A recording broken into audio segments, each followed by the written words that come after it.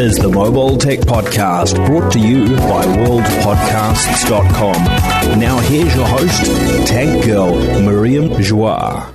Hi, and welcome to the Mobile Tech Podcast. I'm your host, Miriam Joire, and today is Monday, April 2nd, 2018. My guest is the wonderful Matteo Doni of TechTravelGeeks.com. Hey, Matteo, how are you? Very well, thanks. Thanks for having me on the show, Miriam.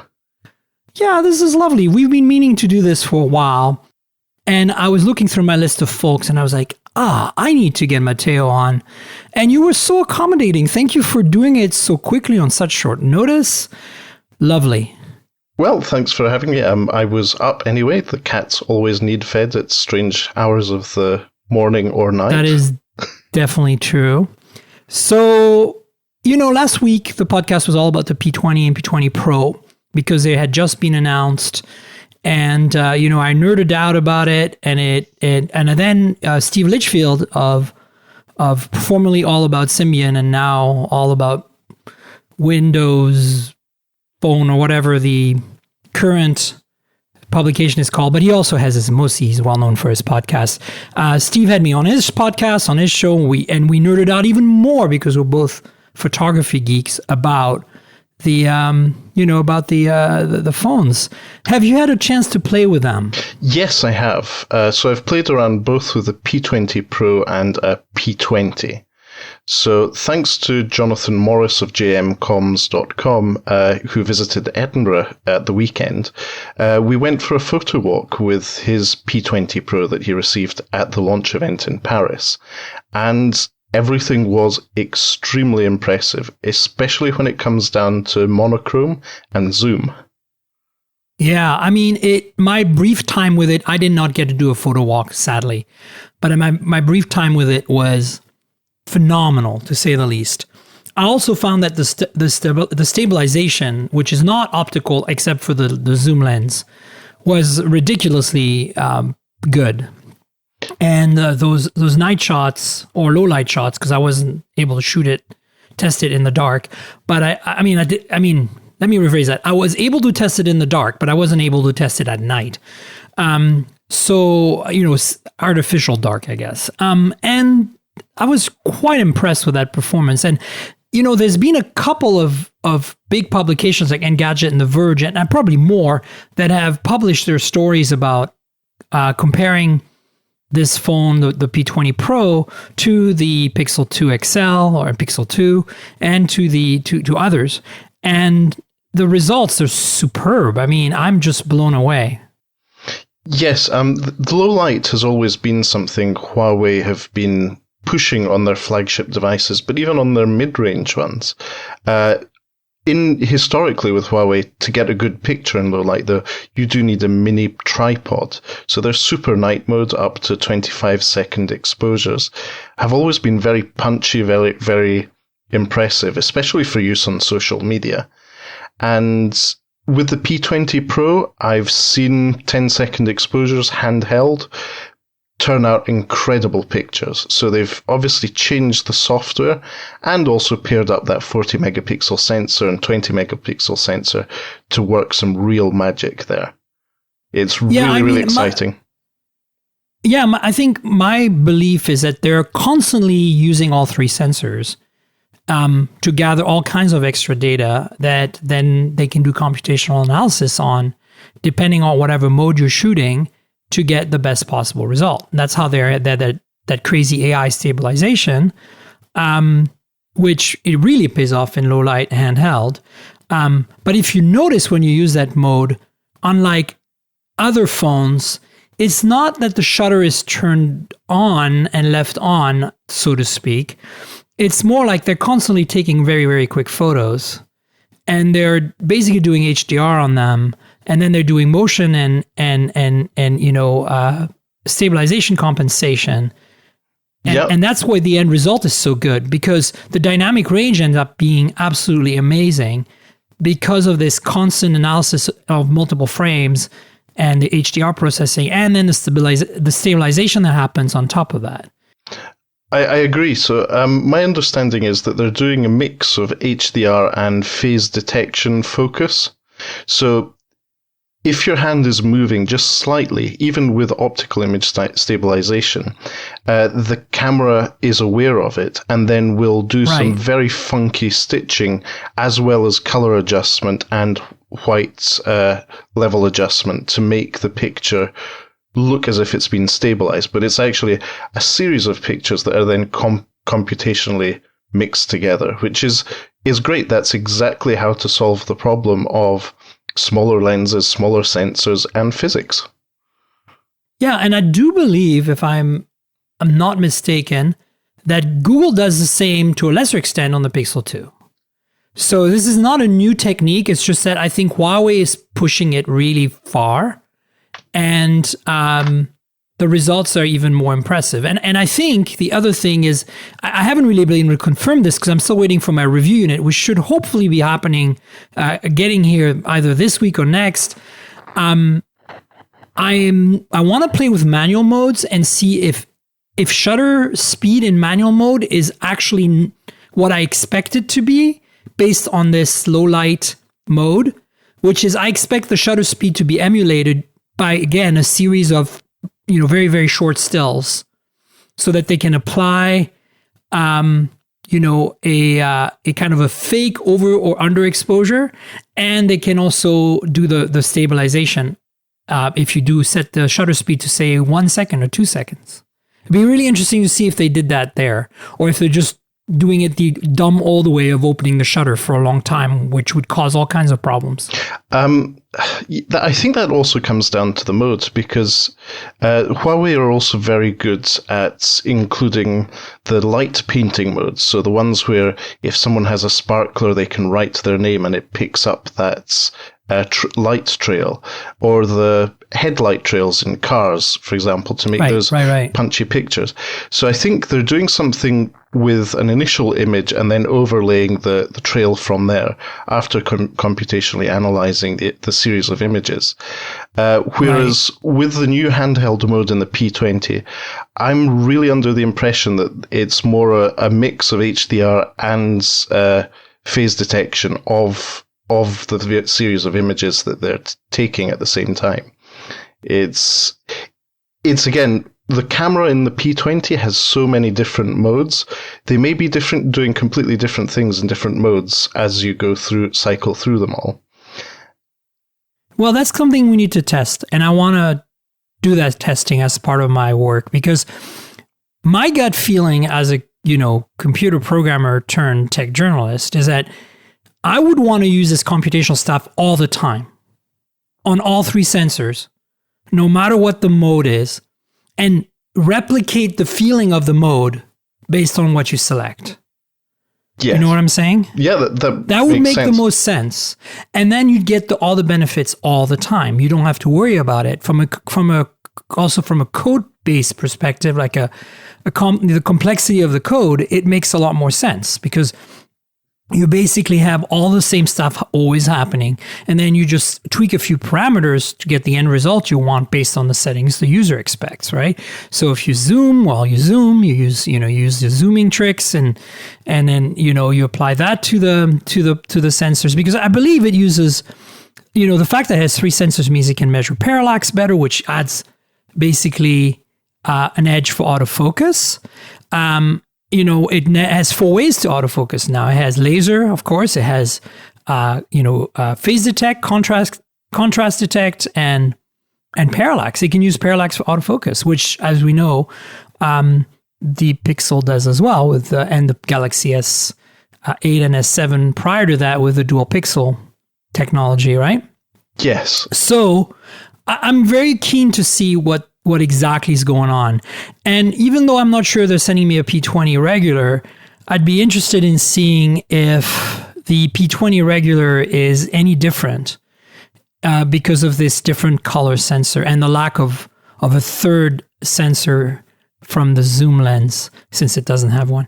Well, it would be interesting to see, because nobody really focused too much on the P20 right now so far. So. No, and because of both the price, but I'd say also the size. Some people don't want a 6-inch phone, despite it being 18:9 aspect ratio. Right. Because of price, it will sell like hotcakes in markets where the network subsidize the cost of the handset over a couple of years contract. So in the UK, for example, from what I understand, the pre-orders are doing very well, because not only are you having very good subsidized prices over the contract, they're also throwing in this Bose headphone offer. So you get a pair of Bose QC2 Bluetooth noise-cancelling headphones, which feature the Google Assistant as well, once you've pre-ordered your Huawei P20 or P20 Pro. Wow, that's really great. Indeed. So the P20, I think, will be a big seller. And for most people, the camera on that, even if it's not as good as the P20 Pro, it's going to be amazing. So absolutely. Expect your non-techie, non-geeky friends to suddenly have better pictures if they do get a Huawei P20. Well, that's what we want, right? Let's rewind a little bit, and I want to talk about the Galaxy S9, which is why I bring this up, because to me, the Galaxy S9 has a wonderful camera, but it's very incremental, right? Very much like the whole Galaxy S9 is a very incremental device. I mean, it runs with the best in terms of camera performance, but the best is really the Pixel 2 and Pixel 2 XL, and maybe some people like Steve Litchfield will argue that the 808 PureView and the 1020 from Nokia back in the day, they brought to the table some performance levels that still haven't been achieved even by the Pixel 2 in some conditions. But of course, overwhelmingly, modern phones are so much faster and better at photography that a lot of these points are kind of moot, in my opinion. So I'm kind of hoping that the P20 and the P20 Pro are the beginning of this year's measurable improvement and performance in terms of imaging, right? And I think we're seeing that in the limited tests that you were able to do and others have done, and hopefully I'll be doing. But right now, the verdict is still a little bit out in some other areas, in low light and zoom, and of course monochrome, to see if it really lives up to it. I mean, to me, for example, the Mate 10 Pro, which I have, and you've played extensively with the View 10. I know this from all your photos, and take really good photos, but they don't.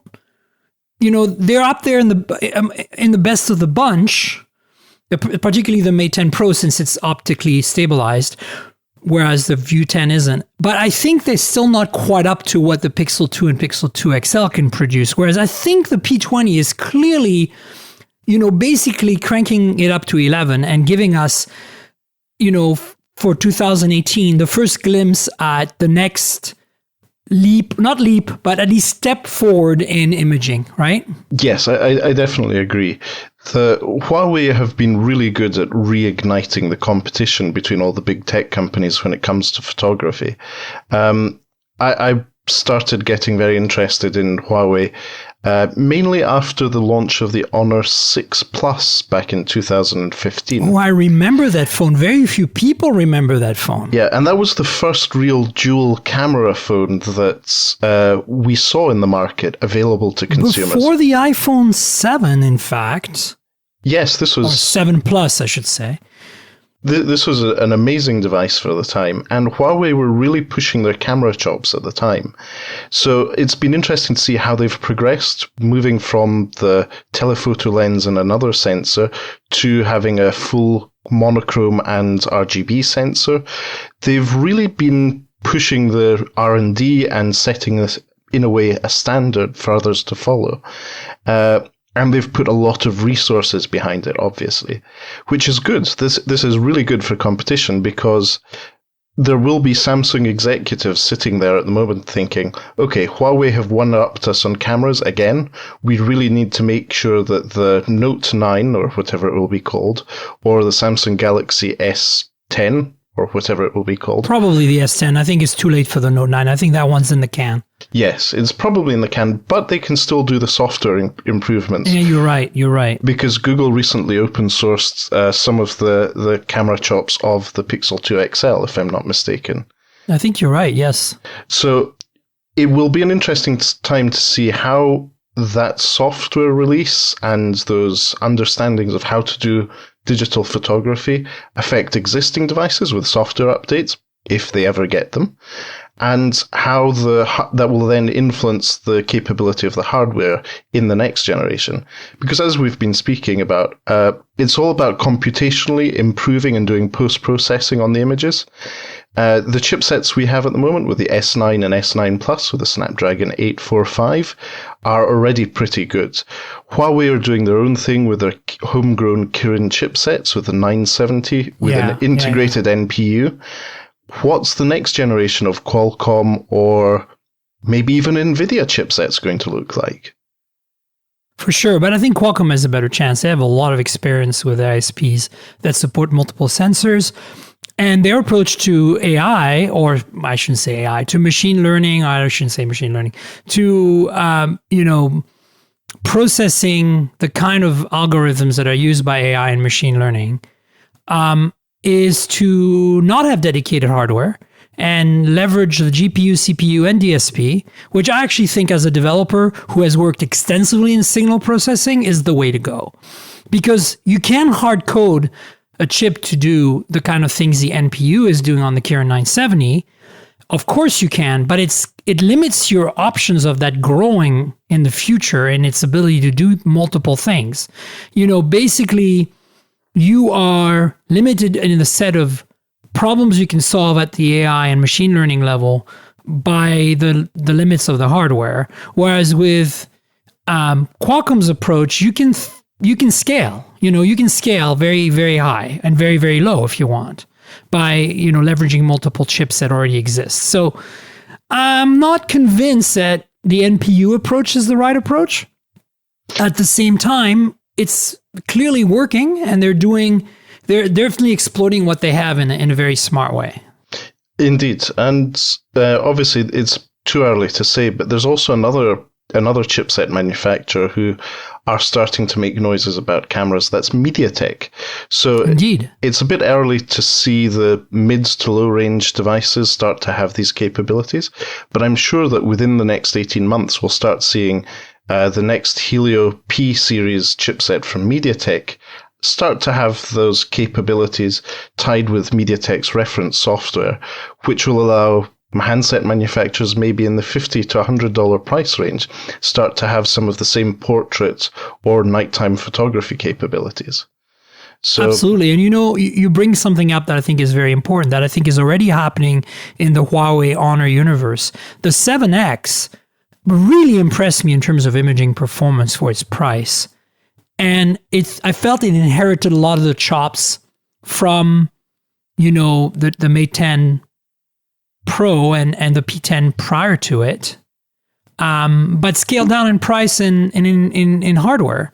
But I think you can tell that the software brain, as it were, is still there, right?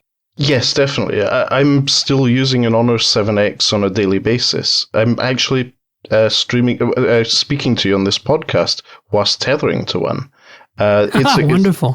It's a fantastic device. As you said, they scaled down on the hardware, but the software, the way it handles the pictures is very, very similar. Amazing. Yeah, absolutely. So I think, we're seeing that too with Qualcomm, bringing down some of the software tricks of the 800 series down to the 600 series on the ISP. Some phones are running 600 are pretty amazing at imaging. I mean, they're not Pixel 2 grade, but that's a role to be left for the flagships at this point still. But I think that at least the original Pixel levels of performance are going to be attainable in the mid-range in this next year. And I think definitely Qualcomm and Huawei are ready for it. And as you said, MediaTek, let's see what happens. I have not yet been super impressed by at least the implementation. of devices using MediaTek not really living up to what I would expect in terms of imaging. But I think it's an implementation issue more than a MediaTek issue, if you know what I'm saying. Indeed. So MediaTek, as a goods provider of chipsets, also gives reference software out. And a lot of the OEMs and ODMs who make devices with MediaTek chipsets just copy and paste. They don't add anything on top. Often it's AOSP with MediaTek stuff. That's it. So brands like Elephone, Ulephone, all those sometimes comedy named brands really do no justice to the potential their handsets have. And sadly, the ROM communities seem to be dying down, so they won't be able to take advantage of that and build better stuff on top of it. It's interesting, but ultimately this is the trickle-down effect of flagship features and combinations of hardware and software to the mid and low range of devices. Though I hear there's a bit of an issue in the US at the moment in getting a lot of these Chinese devices. Well, mostly Huawei and Honor by association. I've talked about this extensively on the podcast. It's a sad state of affairs, which is in great part the result of the regime we have in power right now. And it's going to be tough for Huawei to stay relevant in the next few years until things change. Politically, and I think they will eventually, and maybe they have a chance then. I think that hopefully they can weather the storm, but it's very disappointing as a US customer to see a device like the P20, P20 Pro, know that I'll be getting one because I'm a reporter, I'm a journalist, and as media I will get one to play with, and then know that I can't recommend it to any of my friends unless they have deep pockets and are willing to not have a warranty or support, right? Which for a device that costs close to $1,000 in the case of the P20 Pro is a tough sell unless you're a phone enthusiast at this point.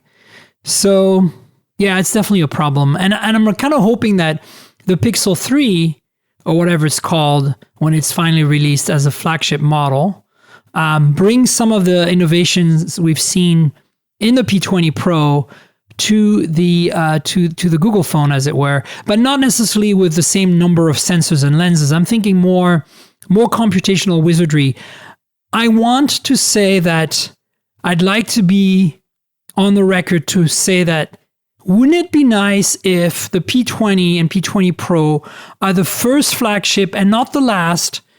In fact, start a trend where we can do handheld long exposures without worrying about stability ever again. I completely agree. I'm hoping to get my device this week before I go to Dubai next week to put the camera through its testing in low light, because the lighting, the architecture, everything becomes a really good subject for that sort of testing of camera smartphone. Yeah, I mean, basically, I want to see that feature on the Pixel 3, and I want obviously to see even better light performance on the Pixel 3. And if they can throw in a tele-lens in there to make for a better zoom experience, I'm up for that too. I'm not sure I need to worry too much about the monochrome sensor. When, in the P10 and Mate 10 Pro, to me, the monochrome sensor made sense because it was a higher resolution than the RGB sensor. So it allowed to capture more detail with less noise. Combine that with the RGB data, create a much higher resolution, much more detailed photo. But in this case, with the P20 Pro at least, the 40 megapixel RGB sensor has so much information and detail already that, I'm not quite sure what the monochrome sensor brings to the table other than allowing parallax and bokeh and all that other stuff. So I don't know. It'll be really interesting to see what Google does with HTC this time for sure, because I don't think there'll be an LG partnership for the Pixel 3 this time. What they bring to the table, because that's going to be the attainable goal for the American public, right? That, and of course the Galaxy S9 and S9 Plus and the Note 9 and the iPhone, whatever next iPhone, but I have a feeling that unless Apple has a trick up its sleeve, and they've been working on similar computational photography stuff, that they are kind of, I'm sure their next iPhone will take wonderful photos, but I'm not sure that they'll be quite as competitive as they've been in the past after what I'm seeing here with the P20. Yeah. Do you think that's an indicator of the fact that Apple over the last few years have continued to stay almost alone in their development, end-to-end development of products, both hardware and software, collaborating with third-party companies less, and they're now struggling to keep up with the likes of Huawei, Google, Samsung, and others who are collaborating on some elements of their not only smartphone photography, but also other parts of the software? Yeah, I mean, I don't know. I think what Apple's probably doing is what they've done all along, which is they send their scientists and researchers to the conferences like SIGGRAPH, where a lot of this stuff comes from, right? And then they come home to the mothership, literally, since it's called that, and implement that what they learned there in-house, right? But you're right; it lacks the benefits of iteration through community, right? That being said, Apple has enough money to hire enough of those scientists, basically, to actually have them build their own little community in-house, right? They do indeed. So, so I'm not sure it's as big of an issue as we think, but I have a feeling that, they've been very good on the traditional kind of imaging performance software angle, and I haven't seen them other than maybe the lighting effects in the iPhone 10. I haven't, and of course Samsung has their own kind of crappier version, but I haven't really seen them do anything huge computationally compared to say Google or most recently Huawei, and even LG and Samsung. They have some AI now in their cameras, but we're not talking about the level of AI we're seeing from Google or Huawei here, right? It's not the same league. I mean, don't get me wrong, the Galaxy S9 Plus, which I have a beautiful purple one, is definitely competitive at the current market, but I think it's going to get trumped by the P20, and it's they're throwing hardware at it to solve the problem, which is what Samsung always does, it seems, Yes. If they can follow up with slightly better updates to the software, maybe that computational side of the photography can be added at a later date. But that's the magic, right? That's what's so amazing about computational photography. It is. That's the great thing. But knowing Samsung's track record with software updates, I'm sadly not holding my breath. Having said that, the same could be said about Huawei. There are always very lofty promises of updates from them, but they're not very timely. So, for example, my P9 from a few years ago, that still doesn't have an update to Nougat. It's still a Marshmallow. It's very sad to see that, because that was the big promise of, yes, we'll give you regular updates on your Huawei device and it will get better with time. Sadly, that was the second phone from Huawei that caught my attention in imaging. The Honor 6 Plus was the first, as you mentioned, but the P9 was, when I finally got one and played with it, I was like, wow, I can totally see, just like with Nokia and Zeiss back in the day, how much more detail the sensors were able to capture because of the quality of the lenses. That was the first time I saw that again on a phone post Nokia, getting dissolved, as it were, because the P9's optics, and I mean ever since then, all the Leica branded phones from Huawei, the P9 optics was so much better than anything in its generation, right? Yes, and the thing is, that's where they really introduced the monochrome and RGB sensor pairing to the masses. Also, Leica branding. I think it's more than just branding. Leica must be doing something or giving Huawei something which is making them accelerate their mobile photography. And I think what Leica is doing for them is they are validating the results. They're saying, okay, you did all this stuff. Let us, iterate with you and give you feedback. in the same way as if you're a car person, you'll know, for example, that in the development of the Honda originally NSX in the 90s, Ayrton Senna, the F1 racer, drove the car several times and gave them feedback. And they tweaked it based on his input, which, as a master at driving was a very good feedback and input to get. And I think that's kind of why what the relationship with Leica works like is they provide lenses for sure, but they also, provide their expertise in setting all the parameters in the camera to take the right shots in the right conditions in the traditional sense of software on a camera, right? And then they look at the results that Huawei gave them and say, tweak this a little bit and tweak that. And then it always, to me, these phones have felt more like cameras than phones in the way they meter light, in the way they capture things. And I think in the last generation here, last year or so with the P20, the P20 for sure, of course, but I'm thinking of the Mate 10 Pro here more. They've started adding this AI factor to it, but I don't think that's Leica bringing that to the table. From what Steve Litchfield said, I can't remember the name of the person, but they inherited one of the Nokia folks that worked on the PureView back in the day, the 41 megapixel sensor. And wow, that person is on the team for the P20. So I think it's a combination of things. You've got Leica on one hand for the optics and the validation of, yes, the end result looked like what you'd expect from a decent camera. And then there is, Huawei's own internal, chops as a, really maker of phenomenal hardware. And then you've got this tiny little team of imaging at Huawei that's now acquired this person from Nokia. I mean, that person might have been there for a while. It's just now we're finally seeing the results, right? But it's interesting. It's one of the interesting things of the industry. There may be some big, well-known brands that come and go, but some of the key people get key learnings as they go and as they move, and sometimes that's what brings some big leaps and changes. For example, HTC staff leaving and setting up Nextbit, and then a few years later we get the Razer phone. This is the great thing that makes us geeks and frequent upgraders of devices very happy. We're seeing the innovation moving at pace, also thanks to the people moving around. Yeah, absolutely.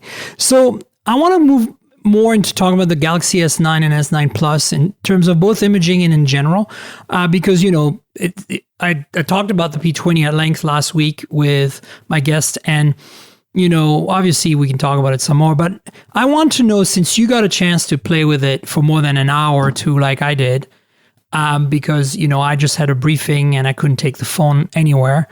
And can you give us like a 1 minute summary of what you liked and didn't like, maybe? Sure. So as everyone's been saying in the media, and I'm sure it's been said on the podcast too, this is an iterative update from Samsung. They had a good thing going with the Samsung Galaxy S8. They just iterated on top of that with the S9 and the S9 Plus.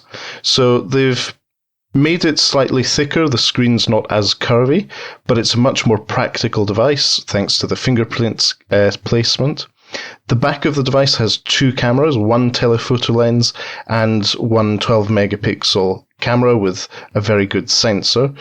They've tweaked the Samsung software experience, and as far as flagships go, it's a very good device.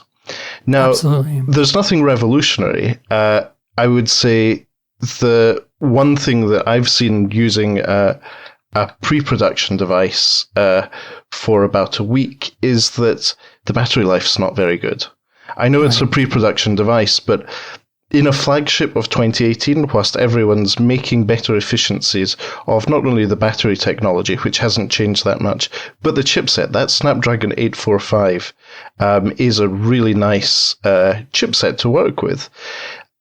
Sadly, they're not getting that much battery life extra out of it compared to the S8, which in an iterative release I would expect from a company such as Samsung. But overall, really good camera, really good screen. The screen is gorgeous. Oh, the screen, yeah, absolutely. No, I agree with your your verdict. I was actually asking you another question. Oh, apologies. I was going to say we're going to switch to the S9 and spend some time on it. What I wanted was a summary on the P20. Because I said is, I have only spent an hour or two with it. You spent a day with it. I have a Galaxy S9 Plus, a purple one. So I've been playing with that extensively. Obviously, I have more opinions on that. What I wanted to is your take maybe on the P20, P20 Pro, since you spend a little more time than me. Yeah, so far, very impressed. I was really impressed by the battery life. The MUI software in its 8.1 iteration is very improved. It's not perfect, but it's much better than previous versions of MUI, especially if you compare it to the fifth version, MUI 5. The look and feel of it is gorgeous.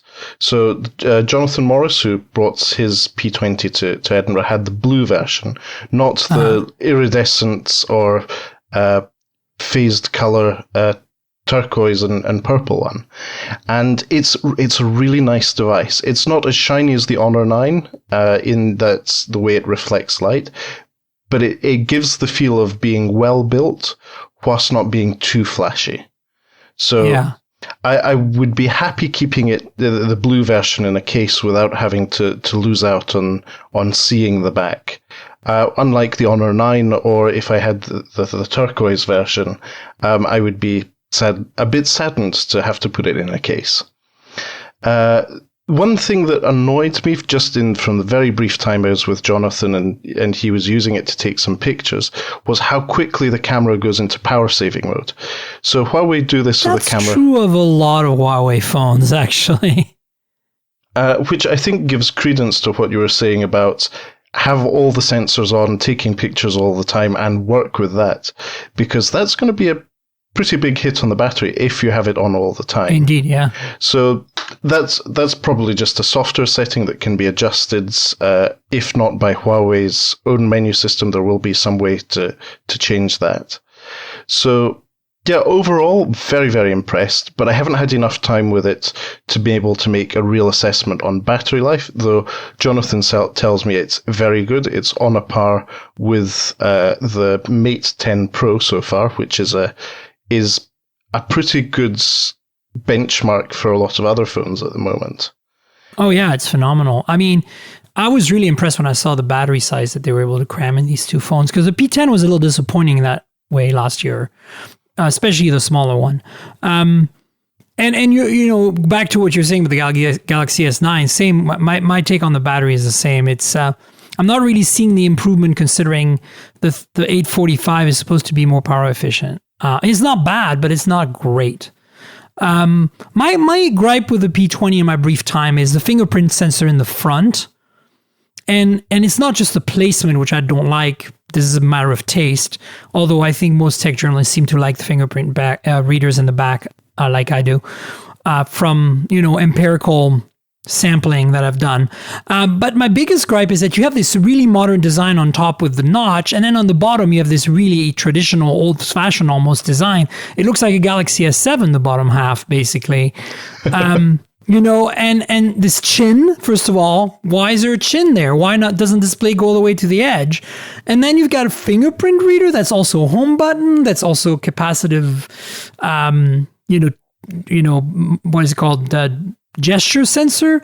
It's just, why? Like, why not put it in the back where it belongs? It wouldn't have made the back uglier. It's already really pretty.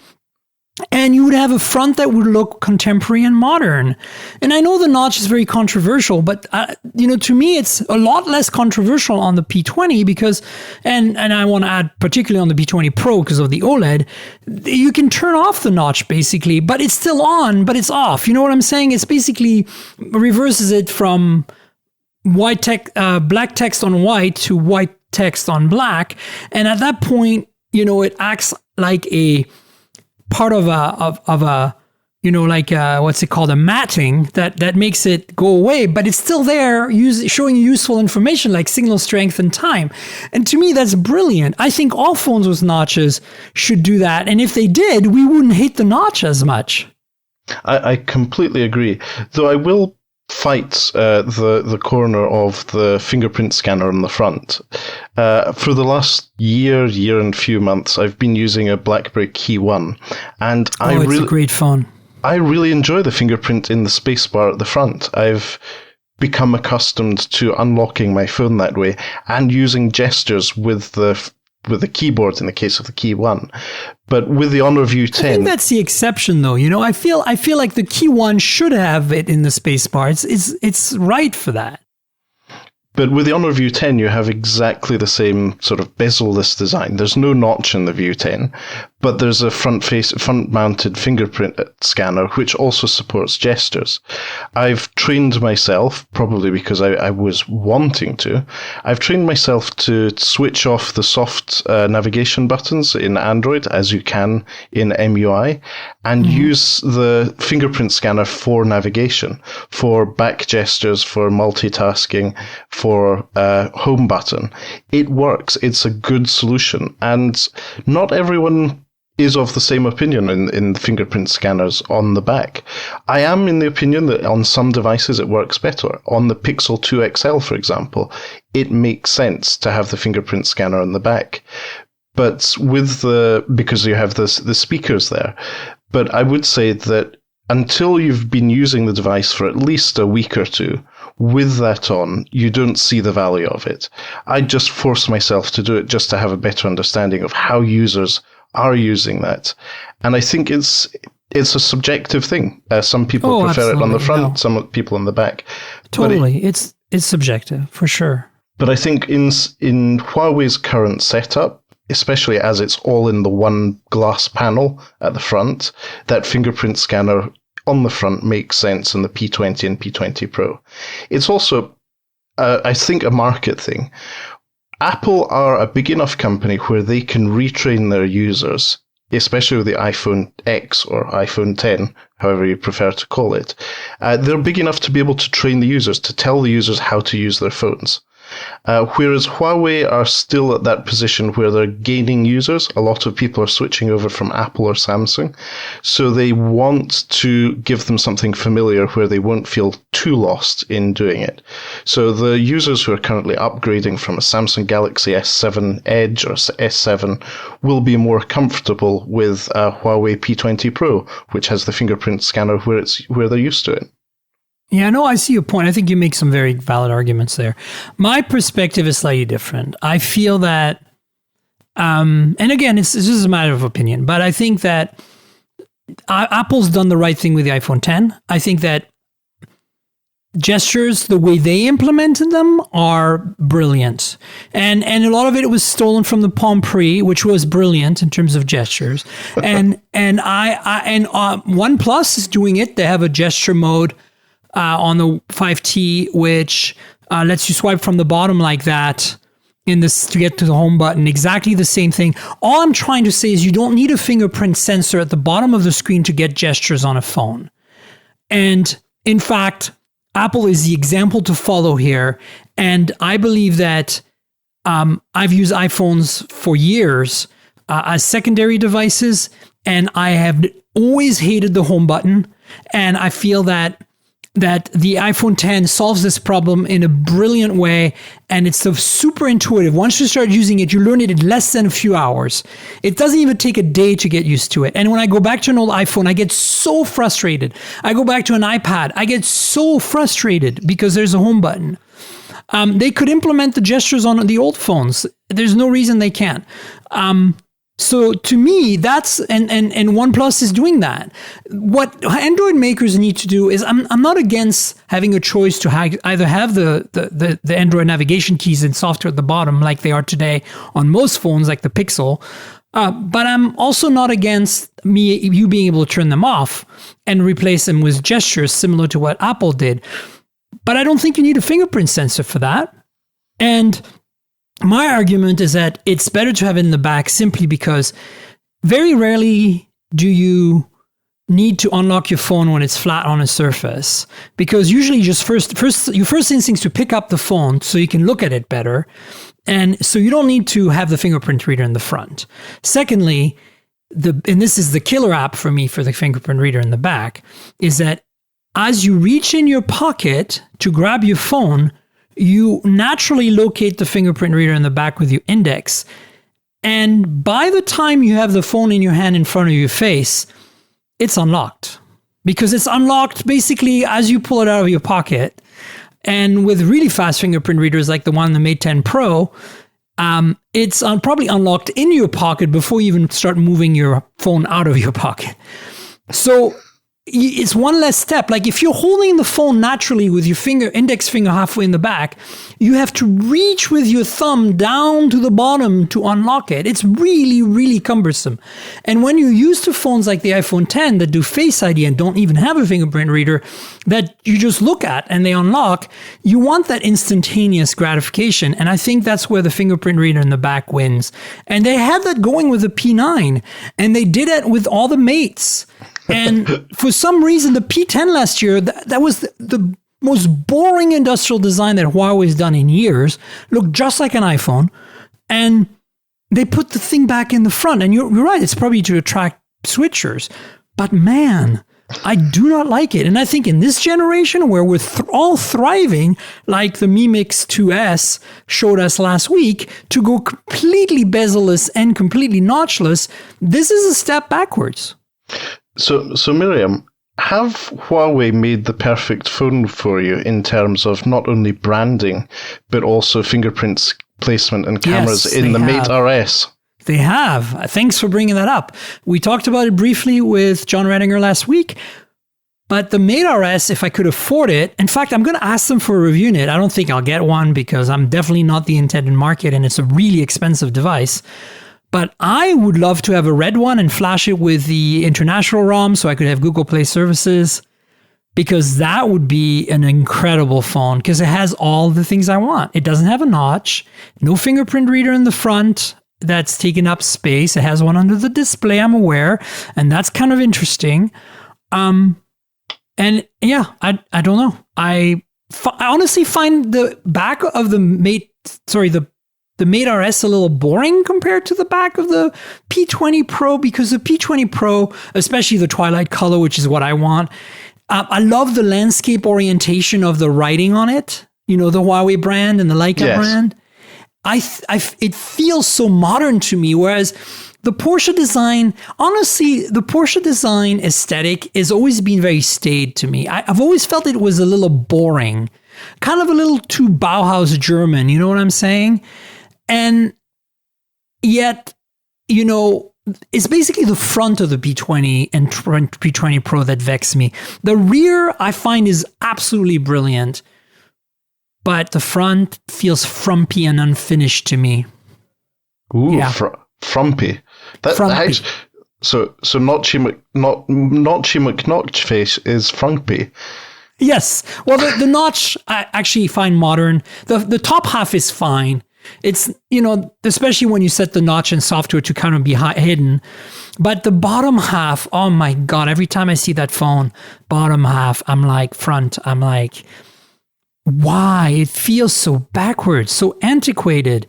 And I agree with you, the gestures are the way to go, but why not just have them directly on the screen? Like just swipe from the top, from the bottom up, and you get the home button, and, you know, swipe left on the bottom edge and you get the back button. Swipe maybe right and you get the recent apps. I don't know. It could be done. Or swipe halfway up like on the iPhone, you get the recent apps. It definitely can be done.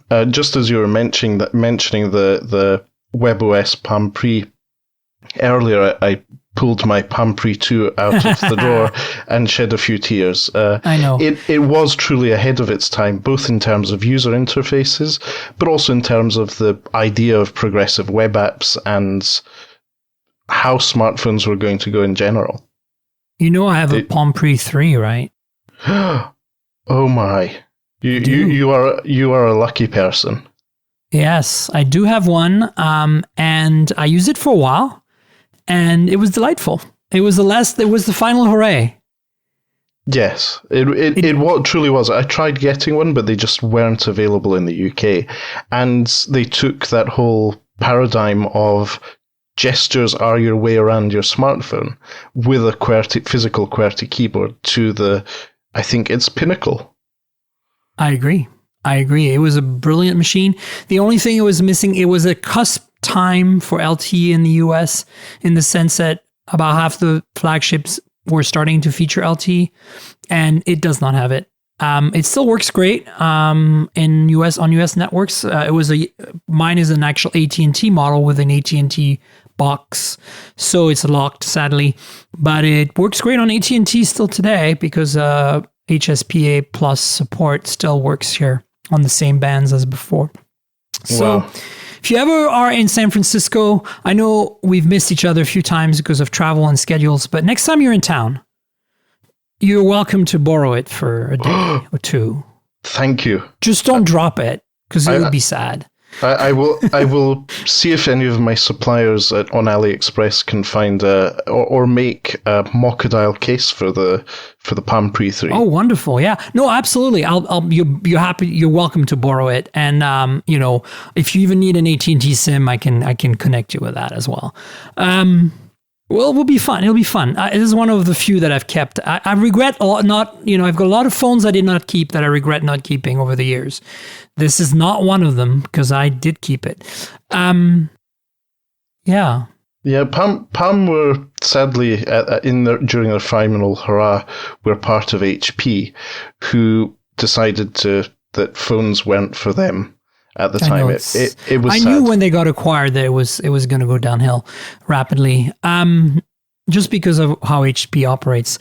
But so yeah, I haven't talked much about the Galaxy S9 Plus on the show yet because I've had it, but I've been so busy I really haven't had a chance to really dig in. It's in my pocket. I use it. I like it, but I haven't gone like for a photo walk with it yet. Like I still need to do that. So I want you listeners to stay tuned. I promise you, I will give you my verdict on this phone.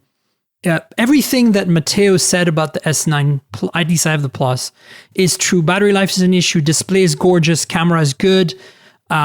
Everything else is pretty good. The software is good. It's very iterative, but you can't go wrong when you iterate on something as good as the Galaxy S8. So, it'll be interesting to see what happens with the Note 9 now that I think Huawei's really pushed the envelope significantly forward in terms of imaging.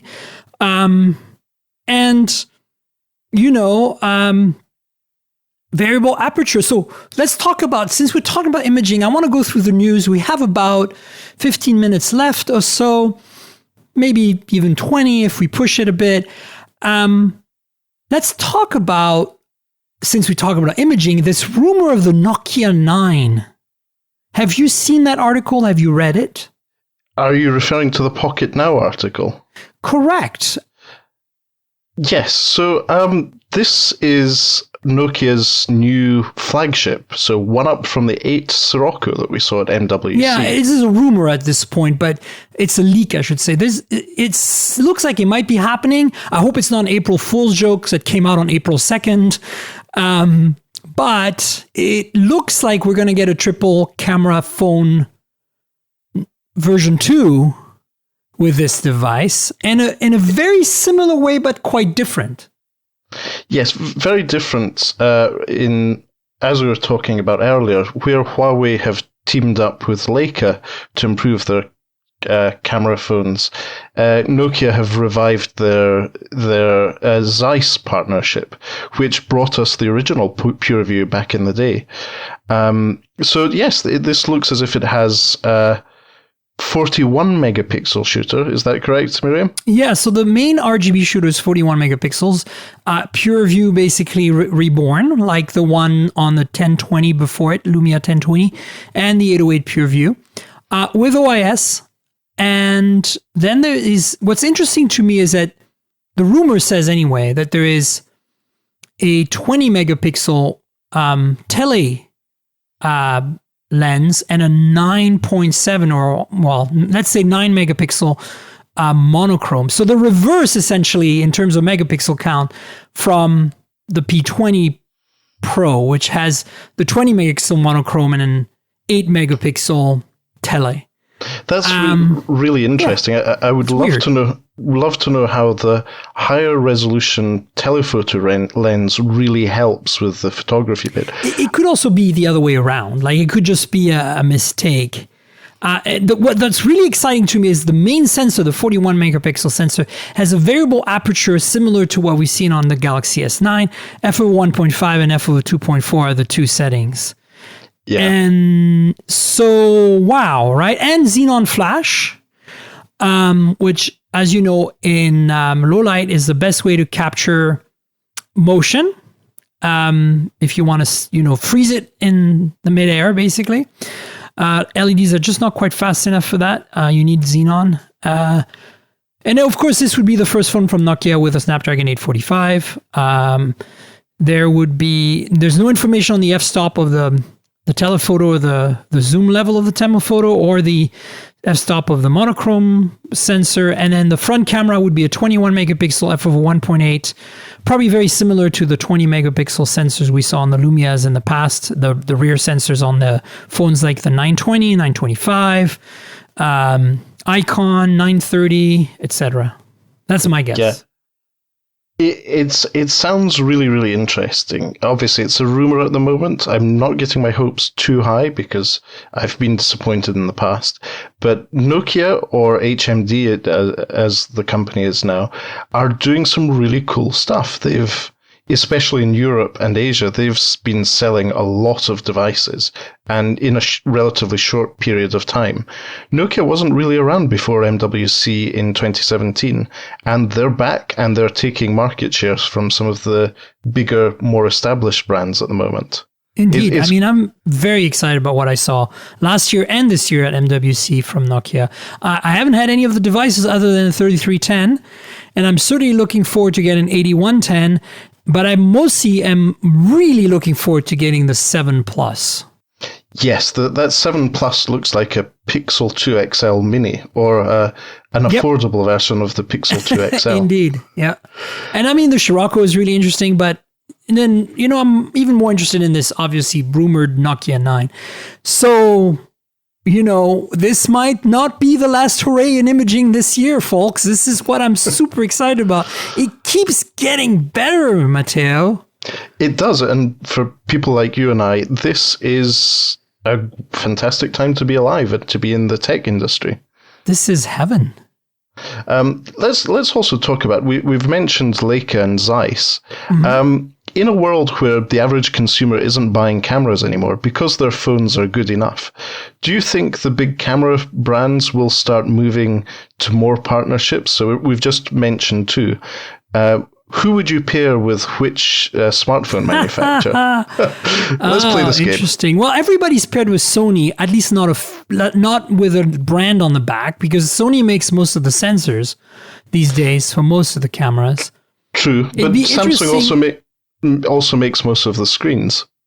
True. It'd be interesting to see LG and Sony, or Sony come back with a CyberShot branded phone. Oh, wow. Or Sony and Google. But Sony's definitely up there. I don't see Canon and Nikon being in the game, but I could be wrong. They have been so resistant to change, these two traditional camera makers. They make phenomenal. Yeah. They make great cameras and lenses, especially their DSLRs, but they just don't seem to scale it down or want to scale it down in price and performance. Sony's the only one doing it. They have the RX100 line, which is in its 5th generation, I think, or 6th now, and has been phenomenal since day one. And, they have the NEX line, which is now called Alpha, which is APS-C mirrorless cameras that are absolutely amazing. And then, of course, don't forget the Alpha 7 line, which is full frame mirrorless. And to me, if I were to buy a camera and spend 10 to 20 grand on lenses and a body right now, I would get an Alpha 7. Wow. There's absolutely no doubt in my mind, even though I've shot Nikon and Canon for years at the very, very high level of DSLR when I was at Engadget. We had Nikon D7Ss and D800s and 820s, and we had Canon 5D Mark everything, more I think from 2 to 4 at least, and matching lenses, and it was a delight to shoot with these Nikon and Canon devices. But I feel that I haven't really shot with an Alpha 7, or I've played with it briefly, but I have a feeling that this is the perfect storm. Like, to me, I like my cameras to be compact yet completely feature packed, and the Alpha 7 is in its many iterations and variants is that camera. And it's starting to have an incredible lens ecosystem. So Sony is the one who's, to me, has the entire gamut. They make cell phone camera sensors. They make a great point and shoot camera line. They make a great interchangeable lens, mirrorless camera line, and a great super high end, even their DSLR, the Alpha 9 line. I mean, you can't go wrong there, but I don't feel like, Canon and Nikon, every time they've done an interchangeable lens camera that's mirrorless, it's been kind of meh, right? Yeah, it's a strange thing that obviously they're very focused on the high end. They almost ignore the low end, and the point and shoot cameras are pretty much gone from the market because smartphones have got so good. How about modular solutions to camera phones? So, do you remember Hasselblad with the Moto Z and Moto Z Play friend or mod? Yeah, I think Hasselblad is certainly ripe for being partnered with someone there, but I felt that partnership fell very short, both in terms of the result, like, regardless of the branding, the mod was basically just your cheapest generic point and shoot camera engine in a mod, right? Yeah. And the software was tweaked a little bit by Hasselblad, but nothing really too exciting. And then the branding was completely weird because, considering the performance of it, it was kind of egregious to have Hasselblad branding on it, considering if you know what they do. Yeah. But I think they're ripe for the picking because Leica and Zeiss, they're known for their lenses. But the other one I think would be interesting is Fuji. Because Fuji, personally, I feel is the only other player other than, and I should say Panasonic as well, who has a partnership with Leica.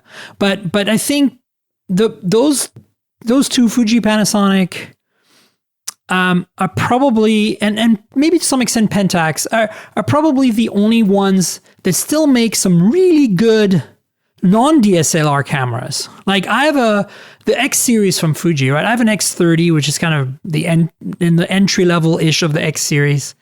And it's phenomenal. It's absolutely amazing. It has a smaller sensor than my Sony NEX. It's smaller than the APS-C. It's smaller than Micro Four Thirds even. And it's amazing the photos I take with that thing. And it's so analog. Like, all the controls are manual. Everything can be tweaked at my fingertips. There's like dials everywhere. And it feels so bulletproof and unbreakable and solid. Like, I can take somebody out if I swing that at somebody, And it's not a very expensive camera. It's a $600 camera, $500 camera, right? And I'm like, that's another brand that's, I think, ripe for the picking for a partnership. Yeah. I'll make a confession here. I haven't used a proper camera or a camera since 2014. Smartphone cameras have been good enough for me. I agree with you. So I'm definitely no camera expert, but my colleague and friend Lucas Soliga, he is, on the other hand. So he's a Panasonic Leica man, and he's really good with his camera stuff. But he's the chief aperture officer at TechTravelGeeks, so I would leave the camera conversation to him. Chief aperture officer, I love it.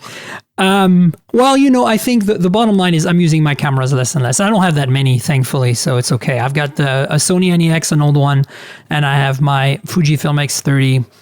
And then, thankfully, I never had to buy any of the really fancy cameras I use at Engadget. But it was nice to use them because I learned, so much. And also, it gave me a level of expectation as to what a really high-end camera can do. And that's good, get lesson to learn to try to apply to mobile, right? But yeah. Yes, but as I said, I used to be a Panasonic Leica man myself. But since 2014, I haven't had the need to do that. Right. So we'll see what happens in the coming months and years. Sure. So let's go. We talked, briefly about how the Nokia 7 Plus looks like a cheaper Pixel. There's rumors of a mid-range Pixel coming in the summer potentially for certain markets like India. This is, again, a lot of the news you're going to hear in the rest of this podcast is all rumors and leaks. So just be aware that none of this is etched in stone. But I'm not quite sure what to make of this one. What's your thought on this, Matteo? It makes sense. So Google are a growing company. In a certain sense, with Android, they've run out of space to grow in many markets. And the next big frontier for them, apart from Africa, is definitely within Asia, India. The Indian market is enormous. They're starting to have some very good network infrastructure compared to a few years ago. So it's ready to go. And through partnerships with networks, they originally launched Android One there. I look at it as Google running an experiment to see how this would work out. And now that they're working on this rumored low-end or mid-range Pixel, it makes complete sense for the Indian market because the market is traditionally price sensitive. But more importantly, India puts some very heavy import duties on electronics. So companies like HTC, Samsung, Xiaomi, they assemble their devices in India in a factory there, which gives work to local people, but more importantly, it avoids adding to the cost of the devices for consumers. So companies like Oppo, for example, Xiaomi, Samsung, and HTC all had plants there. By acquiring HTC's 2,000 employees and their smartphone know-how, Google are already in a good place to do that in India. And we don't know much in terms of specifications, but it makes sense for Google to do that. Whether that will be under the Pixel brand or it will be a Google-blessed Android One device, even more blessed than the Nokias that are That's hard to do, Matteo.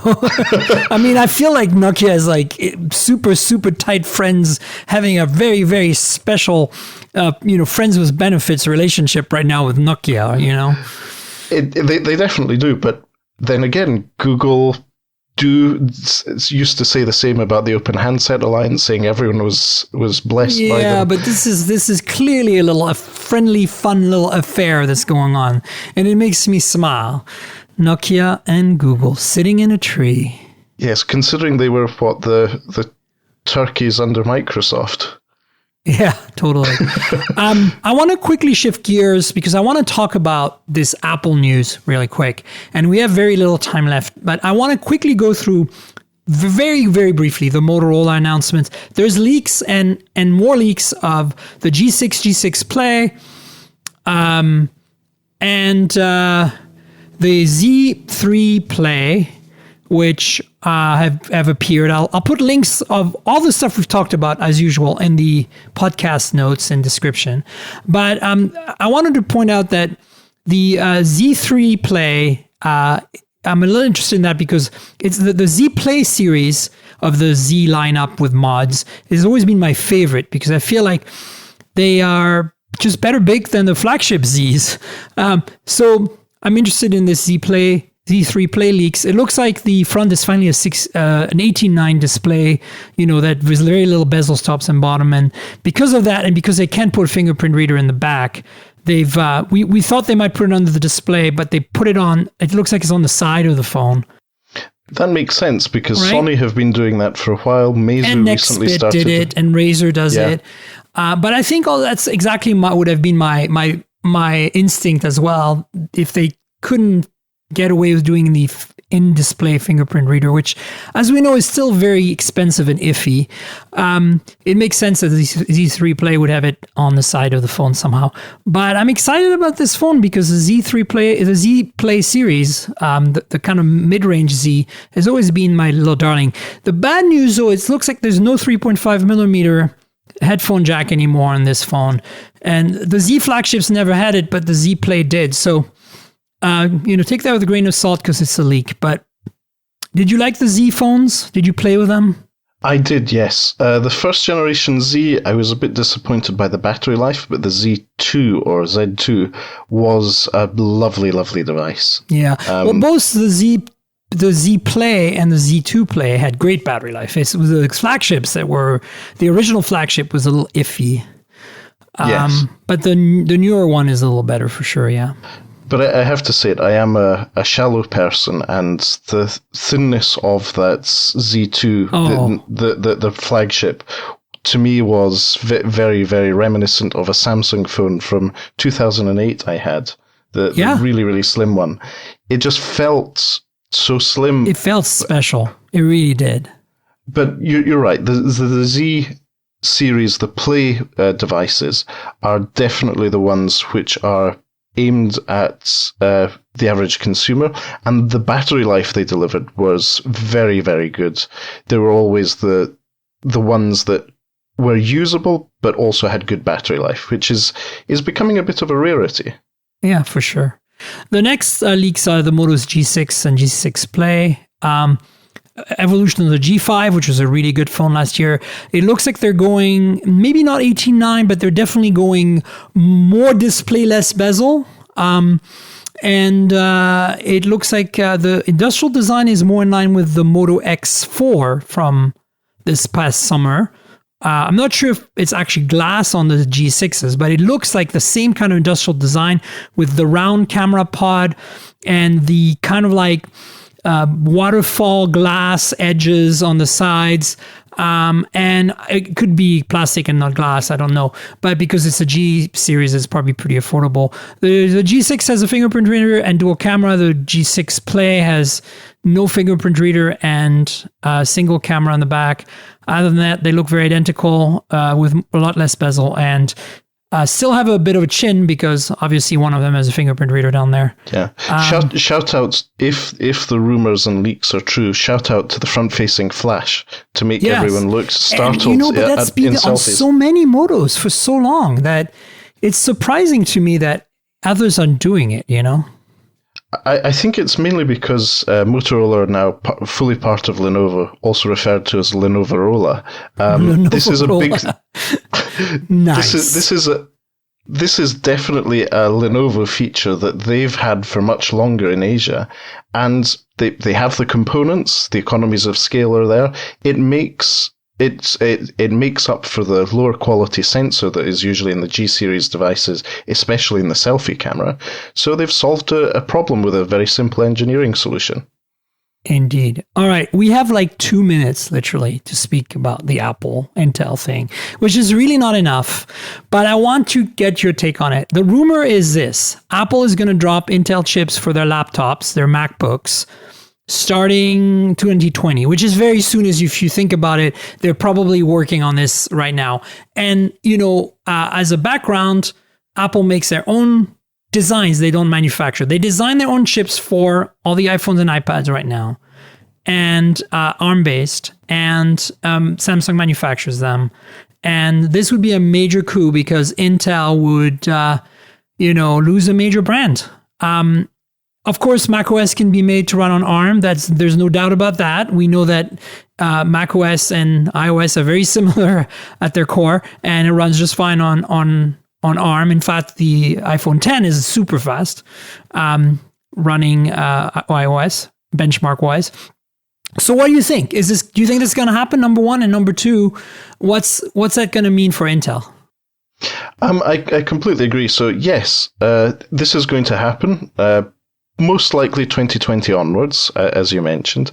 It's something that's been coming. We've seen experiments of this type for a while. So Windows is already ready to run on ARM. So in the non-Apple ecosystem, this is happening.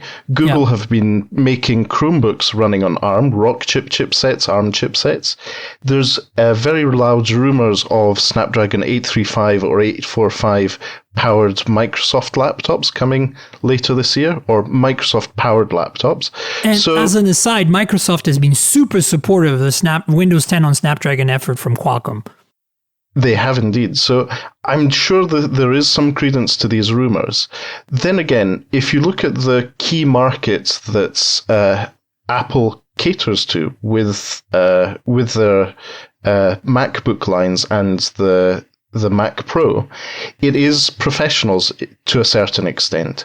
And they do need those x86 chipsets, and they do need a certain type of instruction set for doing things like compiling code, editing video.